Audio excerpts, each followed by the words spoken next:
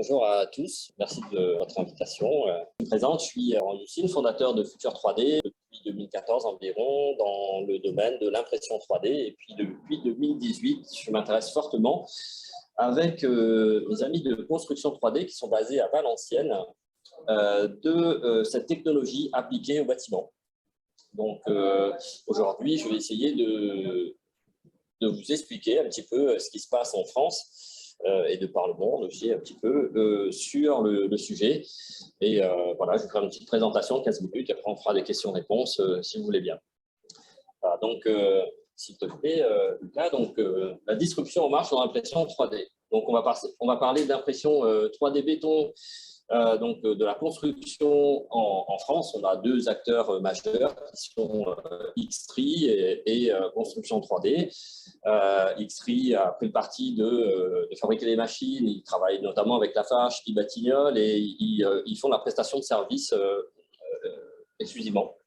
Alors que Construction 3D a pris le parti de fabriquer les machines pour justement répondre à des besoins de construction béton pour les professionnels. Donc, et la formation également, puisqu'ils ont une gamme de 3 machines. Donc celle-ci, c'est la grande, et puis ils ont des machines de plus petit format pour la recherche et l'éducation, puisque rien que dans les Hauts-de-France, il n'y a pas moins de 10 établissements qui sont déjà équipés de ce type de matériel. Voilà, donc bien. Alors, comment ça fonctionne? On va voir tout de suite. On est passé sur la prochaine diapositive. Donc, la méthode de fabrication. Vous connaissez très certainement le principe de l'impression 3D à filament qui est représenté ici. Donc, voilà, un petit rappel. Donc, vous avez le fil plastique, l'extrudeur et ici, c'est du dépôt. On appelle ça un dépôt de filament, cette technologie. Donc, va se déposer couche après couche pour former la pièce en 3 dimensions. Et en béton, ce n'est pas vraiment plus compliqué que ça. On a à peu près la même chose, sauf que là, on va envoyer du mortier dans une tête qui est aussi une extrudeuse, bon, avec différentes adaptations, comme un arrêt pneumatique pour stopper l'arrivage du mortier, etc. Mais on va finalement être sur le même type de technologie. Alors, concrètement, tu parlais tout à l'heure de passer du plan au chantier. Là, très rapidement, pour reproduire un petit peu ce processus-là, on a le logiciel de CAO. Voilà, là, c'est pas AutoCAD, mais bon, enfin, voilà, on a dessiné un siège, on a dessiné une pièce. On va l'exporter et le mettre dans le programme de la machine. Donc, l'interface de contrôle va ici piloter le système de pompage qui va envoyer de la matière sèche, qui va envoyer un débit d'eau qui va être contrôlé vers l'imprimante 3D béton et en faire une pièce en mortier, vous voyez, comme cette pièce-ci ou cette pièce-là. Voilà. Donc, maintenant qu'on a vu que c'était possible, alors pourquoi on va l'utiliser? Alors, c'est très simple, on reprend un petit peu les avantages de l'impression 3D classique, celle du plastique. Donc, pourquoi l'impression 3D? L'impression 3D tout court, parce qu'effectivement, on a une production de l'unique au prix du standard. Donc, voilà, on n'a pas besoin, on comprend aisément qu'on n'a pas besoin de faire... un moule pour faire une pièce. On a dessiné la pièce, on la dessine et on la produit. Elle ne va pas, il faut l'allonger, il faut la modifier. Et bien, on modifie le dessin et on la réimprime. On n'a pas besoin de faire plus d'efforts que ça. Donc, c'est une production l'unique. Vitesse de production record. On relocalise en fait donc sur place. Certaines techniques le font in situ, puis d'autres, c'est du montage en kit, mais globalement, on a une vitesse de production qui est plus rapide, avec des itérations possibles qui sont bien plus faciles parce qu'on fait tout en local. Et enfin, une optimisation topologique sur des pièces parce que finalement, on se rend compte que ça, c'est bien, mais c'est trop lourd. Donc, on va y mettre des petits, on va ajourer la pièce, mais tout en gardant les propriétés de solidité.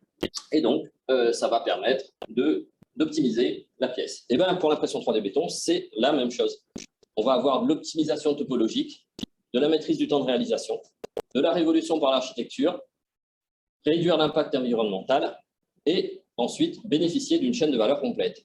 Alors ici, ce sera un petit clin d'œil au BIM, puisque on verra que une fois qu'on a le plan, les esquisses et qu'on va envoyer un certain nombre de données aux différentes machines d'impression 3D béton, et ces différentes machines, une fois qu'elles ont réalisé les pièces, pourront renvoyer un certain nombre de données qui vont venir recompléter le BIM. Donc, on peut parler de blockchain, on peut parler de data center pour venir compléter votre centre de données numériques sur la construction. Alors, on va parler d'optimisation topologique dans un premier temps. Voilà, on va pouvoir réduire la quantité de matériaux utilisés, épouser certaines formes par rapport à la topologie d'un site, par rapport à des pissements. Vous voyez ça, par exemple, en Afrique, c'était utilisé pour pouvoir le soir faire en sorte que la condensation se colle plus rapidement sur les murs et donc rafraîchisse plus facilement. Donc, on gagne quelques degrés comme ça. Ici, faire un mur en S, faire un mur en L, faire un mur en T, comme on veut en fait. Donc là, ici, c'est vraiment uniquement déposer du matériau là où c'est structurellement nécessaire. Sur le deuxième objectif, qui est de maîtriser le temps de réalisation, sur un process qui est maîtrisé, là, par exemple, sur ce genre de machine, le temps de réalisation, c'est une pièce d'environ 70 mètres carrés par jour avec 2 opérateurs. Donc, on connaît le temps, on connaît le nombre de matériaux, la matière utilisée, et donc, on connaît le résultat. Voilà. Donc, ça, c'est pour maîtriser les temps de réalisation. Et ensuite, en objectif 3, on a les révolutions architecturales. Bon, je parlais de ça tout à l'heure, biomimétisme, mais aussi, on peut se dire, on peut inventer des formes nouvelles, on peut laisser libre cours à notre imagination. Donc là, ce sera plutôt les architectes qui seront un peu freinés par le bureau d'études. Et du coup, ça va pouvoir donner des formes. Alors, dans la révolution architecturale, comme un peu dans le biomimétisme, l'exemple, c'était à Nice, là-bas, ou non, c'est à Monaco, pardon, ils ont fait du récif, ils ont reproduit du récif corallien par ces méthodes-là, ils l'ont immergé, comme on aurait pu faire, par exemple, sur les pylônes de la route du littoral, pour faire en sorte que la faune et la flore reviennent sur ces sites. Donc, pour limiter l'impact de nos constructions sur l'environnement naturel. Voilà, d'ailleurs, j'étais sur le dernier salon du Tour des Show à Lyon. On parlait d'impression 3D béton, parce que c'est vraiment en ce moment que ça bouge. Et un des architectes de Groman et Bollinger, un cabinet belge, ils ont bossé sur le pont. Un des projets, c'était le pont du village olympique de Paris. Voilà. Donc, aujourd'hui, sur ces révolutions architecturales, on en est effectivement encore à l'état de on teste, on essaye, mais c'est bien par là qu'on va finir par arriver à avoir des convictions et éprouver cette technologie. Donc, sur l'objectif 4, réduction de l'impact environnemental, forcément, là, c'est des impacts un peu induits, vu qu'on n'aura pas à amener forcément tout le matériel sur place, puisqu'on aura tout ce qu'il nous faut. eh ben, on va réduire notre impact. On va réduire le gaspillage parce qu'on va utiliser juste ce dont on a besoin. Et on va essayer, naturellement, d'utiliser les matériaux présents localement. Donc ça peut faire l'objet de recherche et développement sur l'implantation de ce type de technologie et de l'adéquation avec les matériaux présents sur place. Et ensuite, bénéficier d'une chaîne de valeur complète, donc assurer la continuité de la chaîne de valeur numérique, c'est-à-dire partir du BIM, des données pour la construction qui sont maîtrisées, qui sont construites et qui sont restituées pour compléter le BIM. Voilà en gros un peu les différents avantages et les différents contrats qui peuvent être mis en exergue sur l'utilisation de l'impression 3D dans la construction. Alors, je vais juste, là, ce n'est pas pour qu'on lise, hein. Même moi, là, je ne pourrais pas le dire, mais c'est un petit peu la courbe pour retracer, si vous voulez. Là, on est en 86, là, on est en 2015.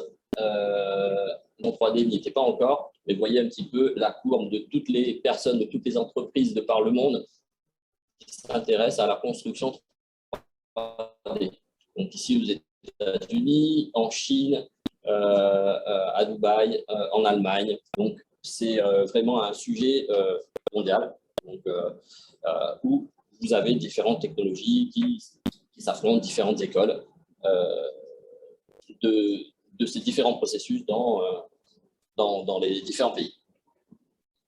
Alors, moi, je vais vous montrer un petit peu des projections sur les années à venir. J'ai expliqué un petit peu les enjeux économiques autour de la construction 3D béton. On a effectivement le matériel. On représente construction 3D, donc voilà, on va être capable de vous conseiller sur ce type de matériel. Quand vous voyez qu'en 2027, sur un total de 40 billions, eh ben, la partie hardware, ici, elle représente une infime partie, 10%. On va faire 10% pour le matériel. Les matériaux de construction qui vont être utilisés, eh bien, bien sûr, ça représente une très grosse manne, mais ce qu'on n'imagine pas forcément toujours, c'est toutes les applications qui vont suivre cette avancée technologique. Donc, dans les applications, on va avoir les applications qui vont passer du BIM, à la construction, de la construction au BIM, des collectes de données, de traitement des logiciels de certification, de fabrication de pièces, de fabrication d'ensemble de bâtiments. Donc, c'est notamment très important à ne pas négliger. Voilà. À titre d'exemple, sur les entreprises qui ont le vent en courbe,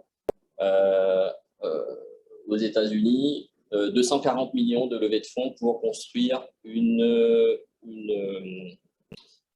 un quartier avec des maisons imprimées en 3D.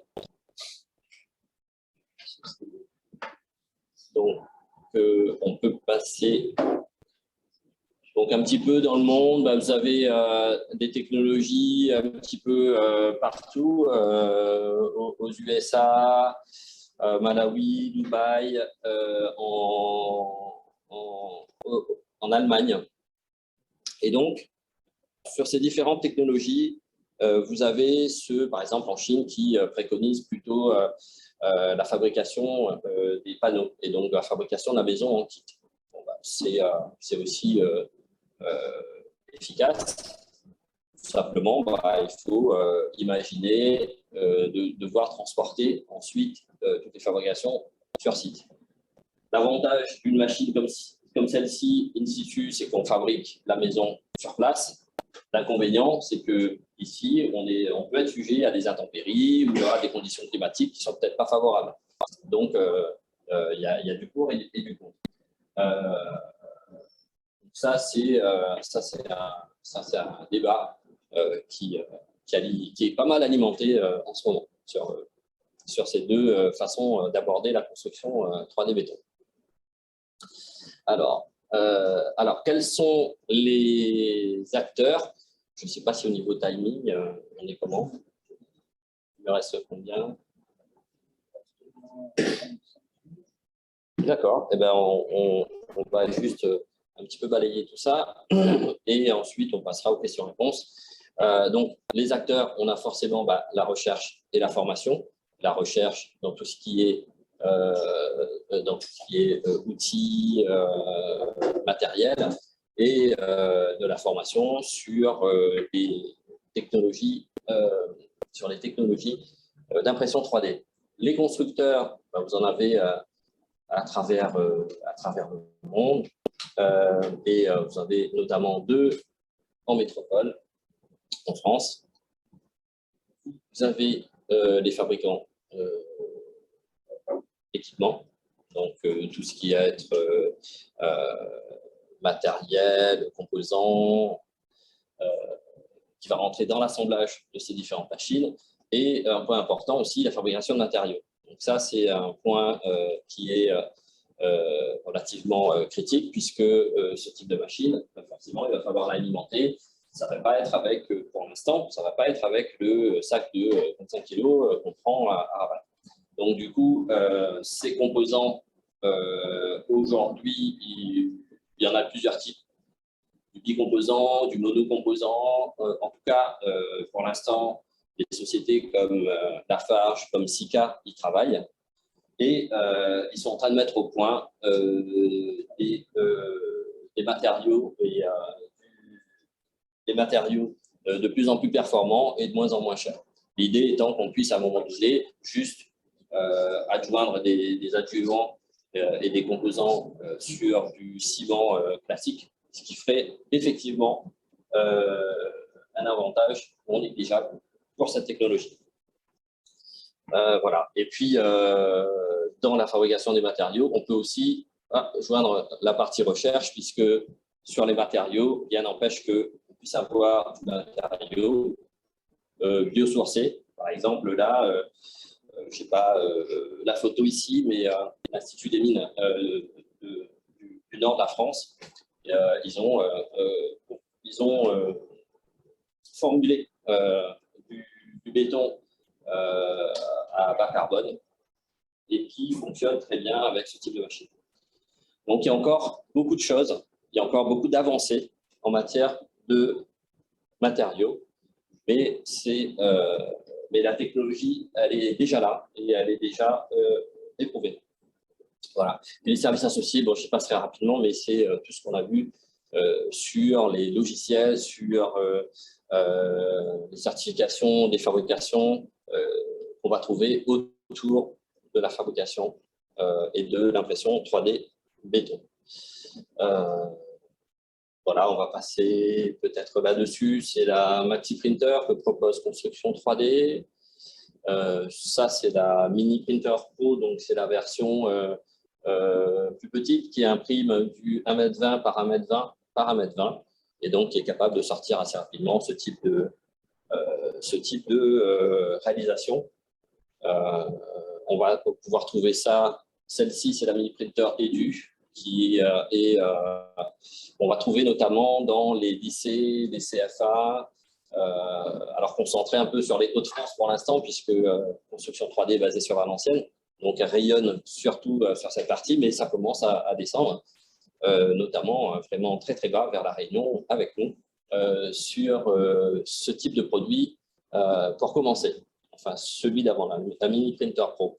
Et donc, sur cette Mini Printer Pro, vous voyez, la technologie, c'est quoi? C'est ici, vous avez un endroit pour casser des sacs de ciment et de formulation de mortier, pardon. Soit vous avez un silo et vous avez des big bags et ça tombe là-dedans. Vous avez une arrivée d'eau et ici, la pompe qui va pousser tout ce mix vers l'extrudeur et ça va vous faire votre pièce. Voilà. Ici, c'est à peu près la même chose, sauf que beaucoup moins, la pompe est beaucoup moins.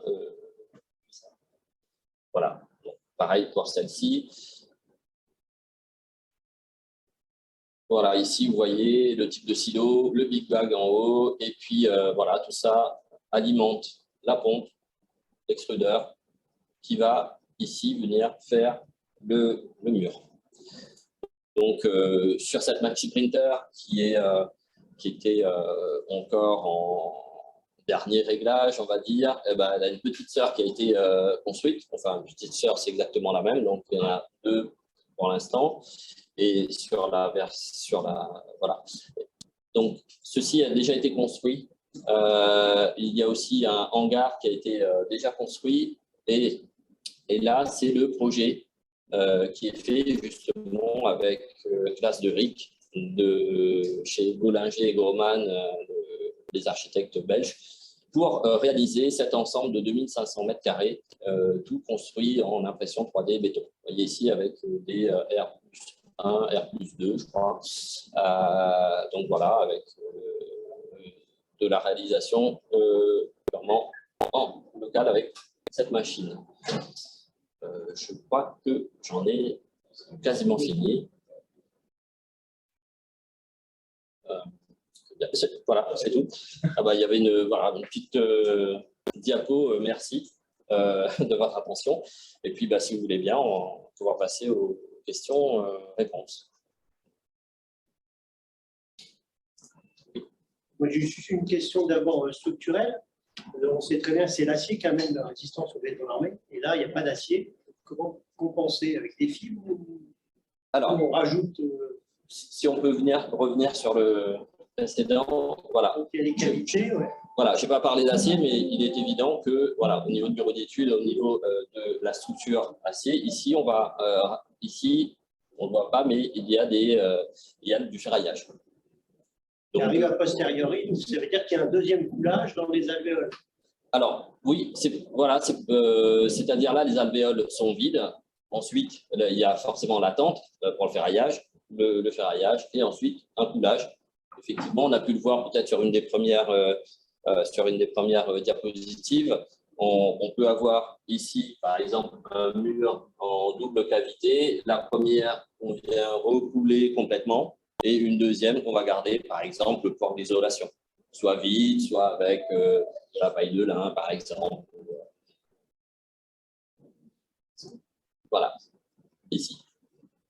Donc ici, on peut imaginer qu'elle soit remplie voilà, de béton, parce qu'on a ferraillé ici, et puis ici pour l'isolation, par exemple. Imprimer les manches.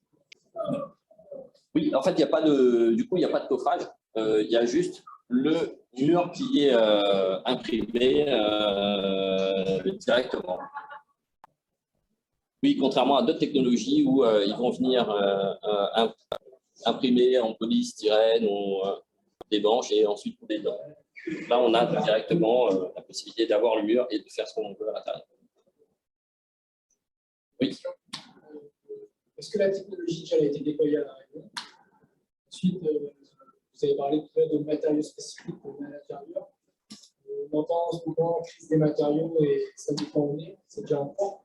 Est-ce que la machine peut être adaptée à des nouveaux matériaux? Et s'il y a des nouveaux matériaux, est-ce que ça correspond à une certaine viscosité du matériau qui est dedans? Alors, je vais répondre en une réponse les deux questions. C'est tout l'enjeu d'avoir cette technologie ici. Elle va bientôt arriver, mais l'enjeu, c'est d'avoir cette technologie pour pouvoir justement améliorer et optimiser les matériaux, mais vraiment en local. Je suis le sujet depuis 2018. Alors, on va dire depuis 2019, ils sont passés par 1, 2, 3, 4 intégrateurs, enfin spécialistes de la formulation. Et donc, à chacun avait amené ses avantages et inconvénients, mais effectivement, et aujourd'hui, ils sont encore à travailler avec le groupe SICA. Donc, moi, quand j'ai été en Allemagne au mois de mars, c'est la branche recherche de SICA Allemagne qui était sur place, et ils étaient en train encore de tester les formulations. Donc, c'est l'objectif, c'est d'adapter la formulation en local. Et le deuxième, ça c'est le premier. Et le deuxième, c'est de réduire les importations qui vont arriver dans la composition, vraiment, de cette fabrication. Oui. Les réseaux sont gérés comment? Soit en attente, c'est-à-dire vous prévoyez par exemple, de mettre des inserts, ou alors, à la suite, tout simplement en venant, par exemple, ici, percer votre trou et gérer vos passages de câbles et de flux, etc. Avant le coulage. Je pense que tout l'intérêt de l'associer à une maquette BIM, du coup, où il y a les réseaux, on peut directement voir les réservations et prévoir tout ça directement. Je pensais avoir un petit peu plus. Moi, j'avais une question concernant surtout concernant les conditions climatiques. Est-ce qu'à La Réunion, on peut appliquer ce genre de logique pour les bâtiments ou les conditions climatiques ne permettent pas? Alors, c'est une question que j'ai posée à SICA, parce qu'ils ont fait une conférence et avec, là pour le coup, il y avait Xtree, SICA et Classe de Rive, c'est l'architecte. Donc, pour La Réunion, on sait pertinemment qu'il y a 40% de taux d'humidité supplémentaire, donc forcément, il y a une adaptation. Mais c'est possible, puisqu'ils ont adapté d'autres formules. Donc ici, alors je dirais il faudrait juste, il faudrait avoir déjà la machine et puis faire toute la batterie de test qui va bien derrière pour optimiser ça. Mais c'est effectivement possible. Là, en cas de forfaitaire,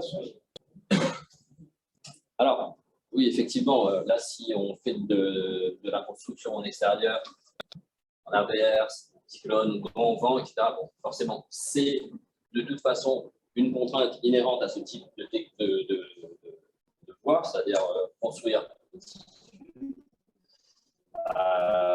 Ça vaut aussi, dans la métropole, quand les conditions météorologiques ne s'y prêtent pas, juste identifier les différences de température en hiver, entre la journée et à la tombée de la nuit. Il faut savoir le gérer. Je prends le cas du sauvage où il fait très beau et en 10 minutes, on avait 10 à 20 mm.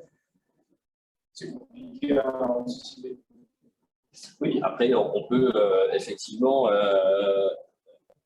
s'arrêter, recommencer. Mais tout ça, effectivement, ça vient Après, effectivement, vous pouvez construire plus vite. Sauf que il faut des plages qui sont effectivement, entre guillemets, plus ou moins garanties. La météo, on a le même problème, je pense, avec le béton penché, les blocs un peu moins, parce qu'ils sont aussi. Un des principaux enjeux, par les Laurent, c'est effectivement la formulation. C'est de voir en fonction des matériaux locaux, voir si il y a des matériaux plus sourcés, des matériaux recyclés, des fils de verre, tout un tas de choses. C'est pour ça qu'il y a plein d'études qui sont en cours pour aussi peut-être encore alléger le bilan carbone des bétons.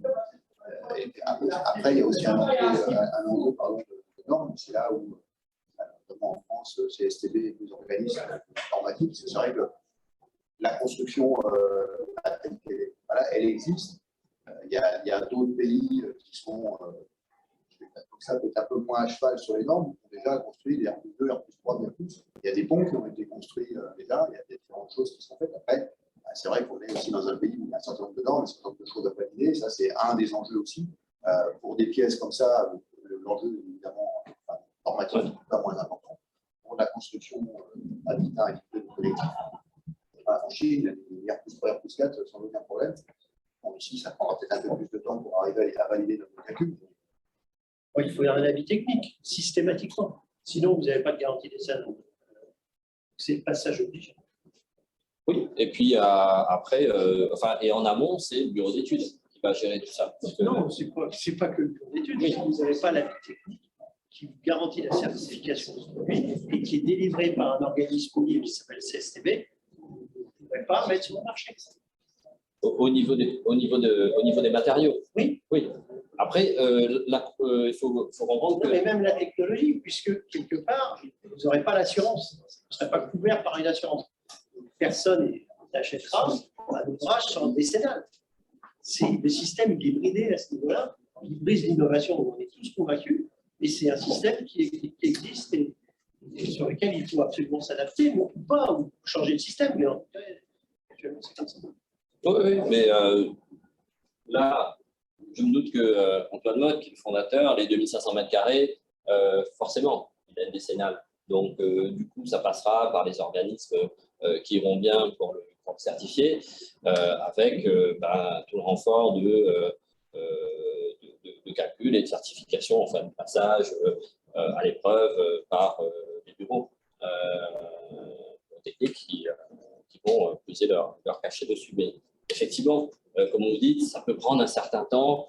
Ce n'est pas encore dans les mœurs. Tout ce qui est nouveau, parfois, peut faire un peu peur. Mais voilà, je pense que petit à petit, on va y arriver. Mais c'est sûr, il y a un bout de chemin à parcourir. Il y a plusieurs types d'ouvrages à construire possible. Ça peut être sur du mobilier urbain ou sur des oui, il n'y a pas beaucoup d'enjeux. Pour aller à un autre, pas forcément face aux enjeux de l'urbanisation. Oui, c'est un mur truc, tu fais de la ferraille, tu remplis ça de béton, tu as du mur ferraillé, et donc là, il n'y aura pas de problème. En fonction des besoins, en fait, après, il faut les… comparer le coût. Savoir si le coût machine, amortissement machine et matière première, ça devient concurrencier de façon intéressante le branchage. Ouais. Alors, au jour d'aujourd'hui, en termes de prévention, il y a un certain nombre d'avantages. Ouais. Alors, du coup, pour répondre à moitié à la question, effectivement, au jour d'aujourd'hui, les tarifs, le coût de la construction pour des choses classiques comme ça ne viendra pas forcément concurrencer le traditionnel. On ne va pas faire avec ce type de machine exactement ce qu'on faisait il y a 10 ans avec des blocs, etc. Par contre, ça va ouvrir un certain nombre de possibilités qu'on ne pouvait pas faire avant, qu'on pouvait faire mais de façon hyper chère avec cette technologie. Donc, ce n'est pas forcément effacer l'ancien pour un truc nouveau, c'est adapter cette technologie aux besoins du bâtiment. Mais vraiment parce que ça va permettre un certain nombre de choses techniques qui prenaient du temps ou qui étaient peut-être un peu périlleux pour l'implémenteur, peut-être un peu périlleux pour les employés, pour les ouvriers. Donc, il faut vraiment le voir comme un apport technologique. Ça construit 24 sur 24. Et ça peut construire 24 sur 24. Il faut quand même des opérateurs, mais bon, voilà. Peut se relayer. Voilà, peut se relayer.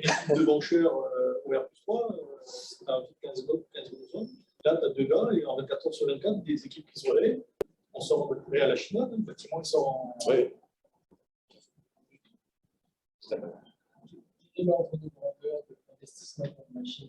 Alors, l'ordre de grandeur d'investissement pour une machine, pour une petite éducation, il faut compter dans les 75 à peu près. Et c'est en train de monter parce que le prix des composants, j'en parlais tout à l'heure, c'est compliqué. Pour une mini printer pro, qui est la version un peu plus robuste et qui va satisfaire plus à des professionnels. Donc, ça, ce sera aux alentours de 180. Et pour celle-ci, à l'époque, elle a été donnée pour 550. Je pense que ce sera plutôt aux alentours de 600 avec les différentes petites améliorations et augmentations qu'il y a eu ces derniers temps.